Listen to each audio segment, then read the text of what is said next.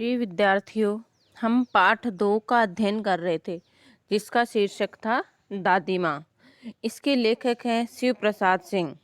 शिव प्रसाद सिंह ने यह क्या लिखा है, एक संस्मरण लिखा है जो अपनी दादी के बारे में लिखा है। पुरानी जो यादें उनकी दादी से जुड़ी हुई थी उनसे संबंधित इस पाठ में वर्णन किया गया है। विद्यार्थियों, हम कुछ पाठ पढ़ चुके हैं कि जब लेखक बीमार पड़ता था तो किस तरह से सहायता करती थी दादी माँ, किस तरह से लेखक की सेवा करती थी, ध्यान रखती थी कितना, किस तरह से स्वच्छता का ध्यान रखती थी, दवाइयों का ध्यान रखती थी। इन सब बातों के बारे में हम पढ़ चुके हैं। अब आगे हम पढ़ेंगे इस पाठ को। दादी के बारे में और क्या क्या विशेषताएं लेखक बता रहे हैं, कौन कौन सी यादें उनको आ रही हैं दिमाग में, उनके बारे में हम आगे पढ़ेंगे। आगे लेखक कह रहा है कि किशन भैया की शादी ठीक हुई।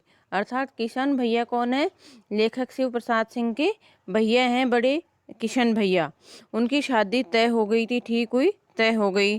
तो उस समय दादी माँ के उत्साह और आनंद का क्या कहना। अर्थात दादी माँ अत्यधिक उत्साहित हो रही थी, आनंदित हो रही थी।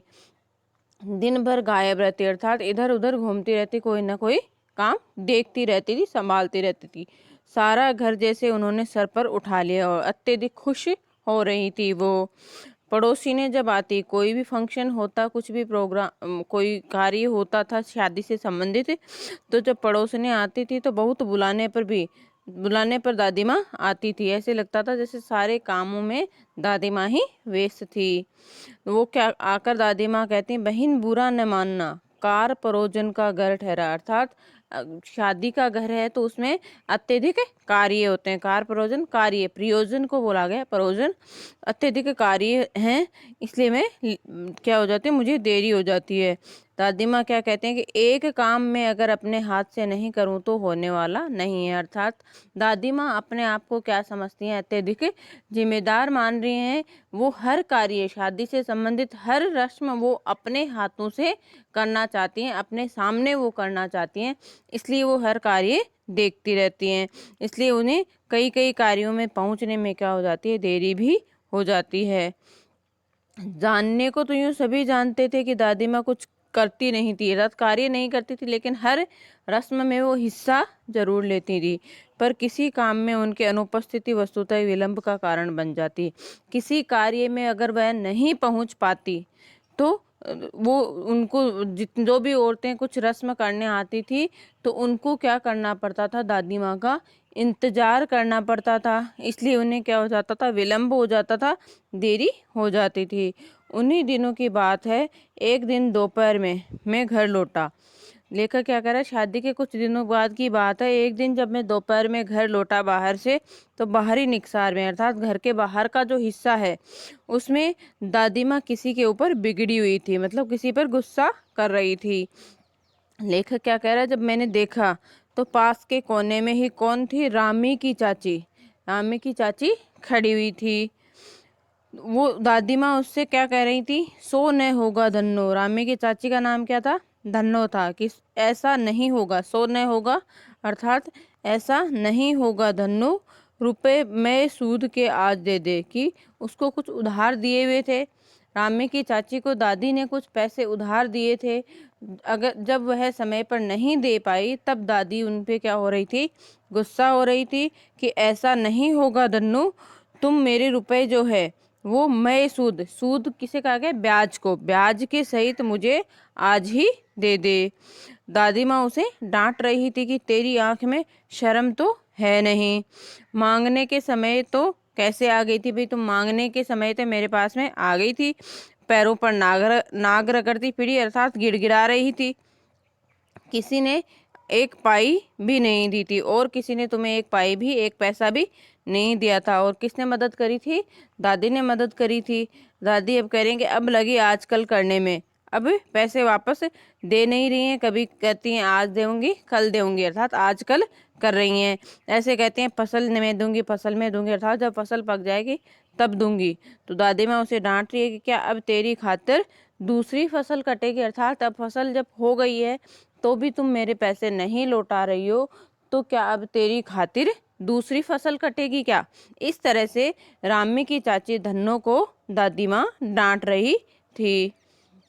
रामी की चाची क्या बोलती हुई जा रही थी, दूंगी मालकिन। रामी की चाची रोते हुए दोनों हाथ से आंचल पकड़कर दादी माँ के क्या हो गई, पैरों में झुक गई।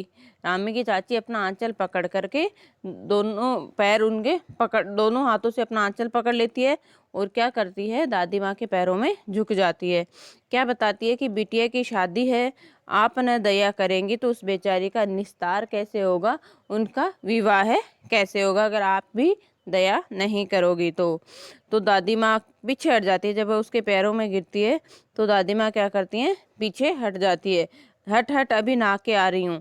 जब वो उसे छूती है तो क्या करती हैं, पुराने ज़माने में जब भी कोई थोड़ा गरीब छूता था पैर वगैरह तो वो उनको अछूत समझा जाता था, इसलिए दादी माँ क्या कर रही थी, पीछे हट गई कि हट हट अभी मैं क्या करूँगी, नहा कर आऊँगी।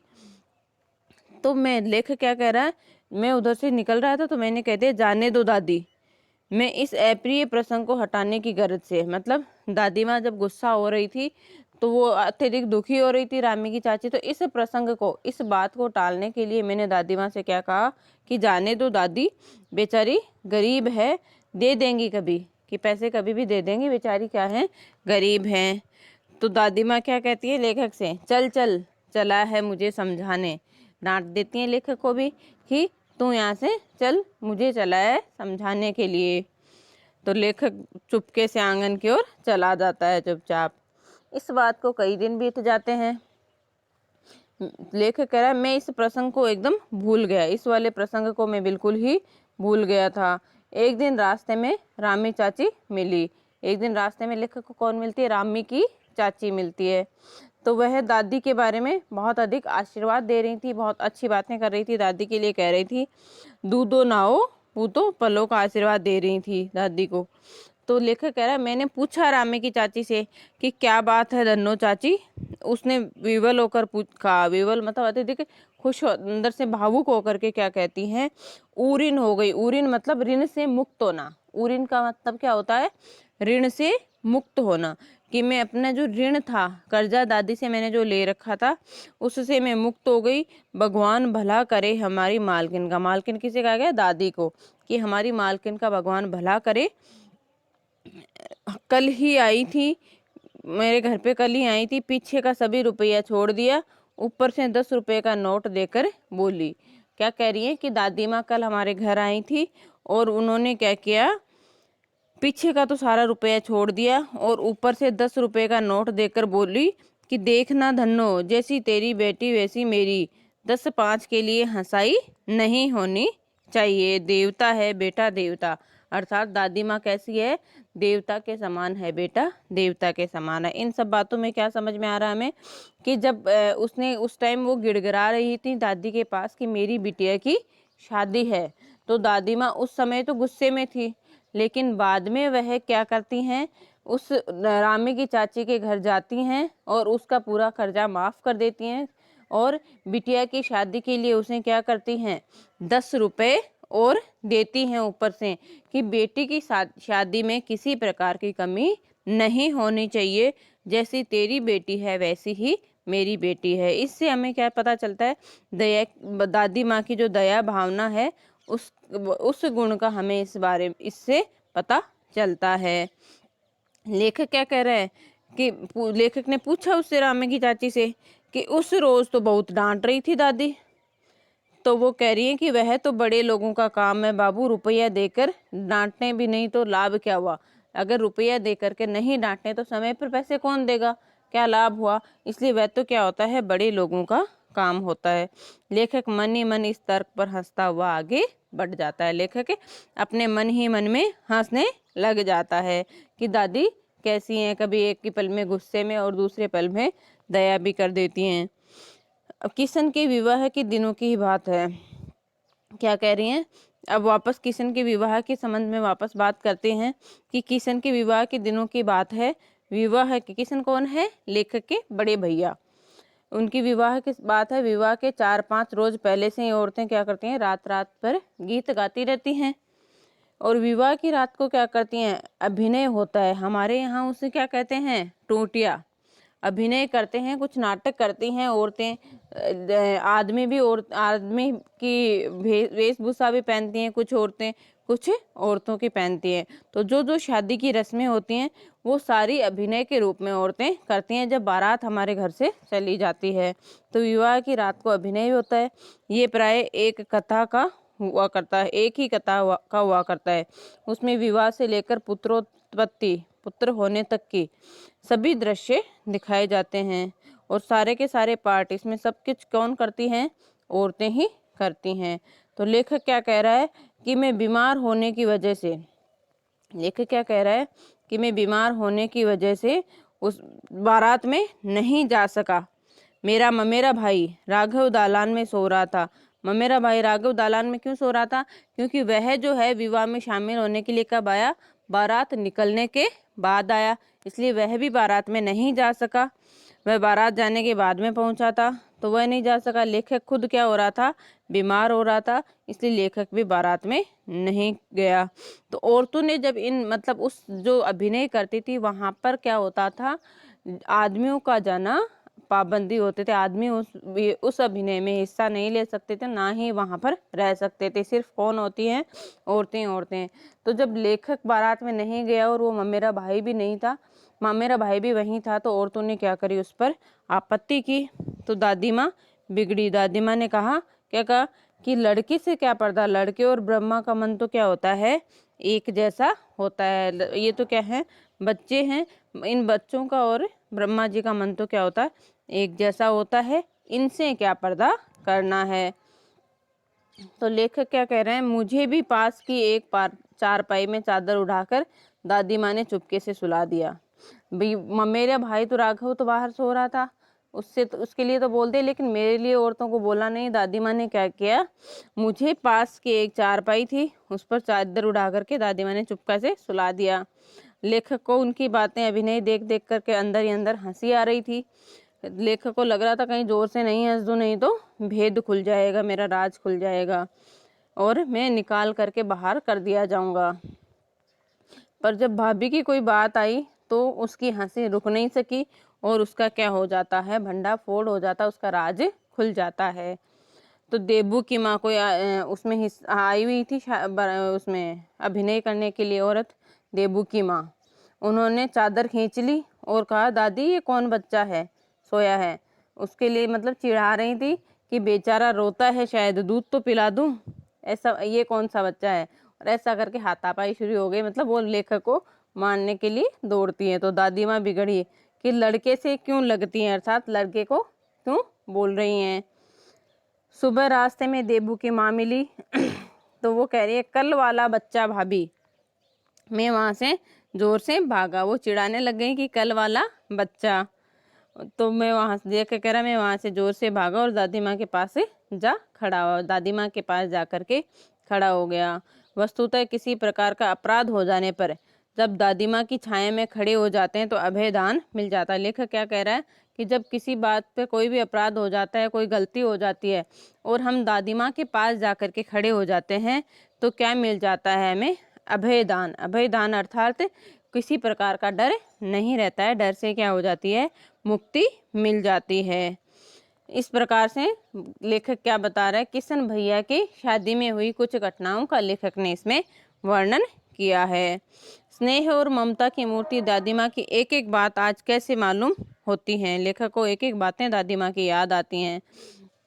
परिस्थितियों का वात्या चक्र जीवन को सूखे पत्ते सा कैसे नचाता है, इसे दादी माँ खूब जानती थी। मतलब परिस्थितियाँ जो हैं वो किस तरह से जीवन में आती रहती हैं। दादाजी की मृत्यु के बाद से वे बहुत उदास रहने लग गई। उन्हें हमेशा संसार क्या मतलब होने लग गया, धोखे का मालूम होने लग गया। दादा ने उन्हें स्वयं को धोखा दिया था। उन्हें क्या लग रहा था कि दादा ने उन्हें धोखा दिया था। कैसे, दादा उन्हें क्या कहा करते थे, वे सदा उन्हें आगे बेचकर अपने पीछे जाने की झूठी बात। उन्हें क्या कहते थे कि पहले तुम जाओगे उसके बाद मैं जाऊंगा, है ना, ये संसार छोड़कर। लेकिन दादाजी पहले ही चले गए थे, इसलिए उन्हें क्या लगने लग गया दादी माँ को कि दादाजी ने तो मुझे धोखा दिया है। दादा की मृत्यु के बाद कुकुरमुत्ते की तरह बढ़ने वाले, मतलब एक पौधा होता है बहुत अधिक बढ़ता है तेजी से, तो उसकी तरह बढ़ने वाले लोग जो हैं, मुंह में राम बगल में छुरी, अर्थात सामने कुछ और होते हैं, पीछे कुछ और होते हैं। ऐसे जो लोग हैं, धोखेबाज जो लोग हैं, उन दोस्तों की शुभ चिंता की स्थिति में डामाडोल कर दी। मतलब उन लोगों की जो शुभ चिंता थी, जो मुंह सामने कुछ और होते हैं, बाहर की तरफ कुछ और होते हैं, उन लोगों की शुभ चिंता ने हमारे घर की स्थिति को और भी क्या कर दिया, डामाडोल कर दिया, मतलब अव्यवस्थित कर दिया। दादा के श्राद्ध में दादी माँ के मना करने पर भी लोगों ने पिताजी को कह करके पिताजी से अत्यधिक संपत्ति खर्च करवा दी। वो घर की तो थी नहीं, उन लोगों को तो क्या लग रहा था कि ये कोई घर की संपत्ति नहीं थी। इस तरह अत्यधिक व्यय उन्होंने करवा दिया। तो अत्यधिक व्यय होने से क्या हो गया, पैसे ज़्यादा खर्च हो गए। तो दादी माँ अक्सर उदास रहा करती थी। माघ का महीना था, माघ में क्या होती है, अत्यधिक कड़ाके की सर्दी पड़ती है, कड़ाके का जाड़ा पड़ रहा था, पछुआ का सन्नाटा और पाले की शीत हड्डियों में घुस पड़ती। अर्थात पछुआ का सन्नाटा मतलब माघ के महीने में क्या होते हैं, लोग बहुत जल्दी अंदर घुस जाते हैं, तो अत्यधिक सन्नाटा हो जाता है। और पाले, पाले किसे कहेगा, ठंड की, अत्यधिक ठंड जो पड़ती थी उसकी जो शीत हड्डियों में घुस रही थी, जो ठंड थी वो अपने हड्डियों को कंपा रही थी, घुस रही थी। शाम को मैंने देखा दादी माँ जो है गीली धोती पहने कोने वाले घर में एक संदूक पर दिया जलाए हाथ जोड़कर खड़ी हुई थी। घर के कोने में एक संदूक के ऊपर दिया जलाए हुई थी और हाथ जोड़कर बैठी हुई थी। उनकी स्नेह कातर आंखों में मैंने आंसू कभी देखे नहीं थे। उस समय पर उनके आंखों में क्या थे, आंसू थे। मैं बहुत देर तक मन मारे उनके पास बैठा रहा। उन्होंने आंखें खोली तो मैंने धीरे से कहा, दादी माँ। धीरे से मैंने कहा तो वो कह रहा है, क्या है रे, तू यहाँ क्यों बैठा है? तो लेखक कह रहा, दादी माँ एक बात पूछूंगी, पूछूं, बताओगी न? लेखक उन्हें स्नेहपूर्ण आंखों की और उनकी जो स्नेह से पूर्ण जो आंखें थी उनके बारे में देख करके क्या कह रहा है कि मैं आपको एक बात पूछूं, क्या आप बताओगी? तो वो कह रही है, क्या है, पूछ। तो कह रही है, तुम रोती थी भी, तुम कभी रोती थी?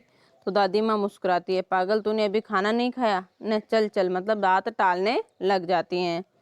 तो वो कह रहा है, धोती भी बदल लो दादी माँ। तो दादी माँ कहती है, मुझे सर्दी और गर्मी नहीं लगती बेटा। मुझे खींचती हुई रसोई में ले जाते हैं, लेखक को खींचती हुई रसोई में ले जाती हैं। सुबह लेखक कह रहा है कि मैंने देखा चारपाई पर बैठे पिताजी और किशन भैया मन मारे कुछ सोच रहे हैं। अर्थात जब श्राद्ध में भी अत्यधिक खर्चा हो गया था, अत्यधिक उनका कर्जा हो गया था, तो पिताजी और किशन भैया मन मारे मतलब अत्यधिक दुखी मन से कुछ सोच रहे हैं और कुछ कह रहे हैं कि दूसरा चारा ही क्या है। बाबू बोले, रुपया कोई देता नहीं है, कितने के तो अभी पिछले भी बाकी हैं। और रोने रोने से हो गए थे, अत्यधिक दुखी हो गए थे। अर्थात जो कर्जे पे रुपए दिए हुए थे वो कोई दे नहीं रहा था और इनके खुद के क्या हो गया था, स्वयं के बहुत अधिक कर्जा हो गया था। तो दादी माँ तसल्ली देने के लिए क्या कह रही हैं कि रोता क्यों है रे? दादी माँ ने उनका माथा सहलाते हुए कहा, मैं तो अभी हूँ ही। उन्होंने संदूक खोलकर एक चमकती सी चीज निकाली। तेरे दादा ने यह कंगन मुझे इसी दिन के लिए पहनाया था। उनका गला भर आता है, वो अत्यधिक दुखी हो जाती हैं। मैंने इसे पहना नहीं है, इसे सहेज कर रखती आई हूँ। इस कड़े को मैंने पहना नहीं है, इसे सहेज कर रखती आई हूँ। ये हमारे वंश की निशानी है।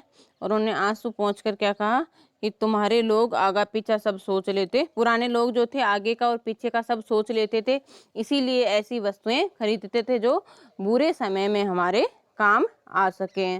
सचमुच मुझे दादी माँ शाप भ्रष्ट देवी लगी है, मतलब मुसीबत के समय में उन्होंने अपना कंगन दे करके अपने घर की मदद की।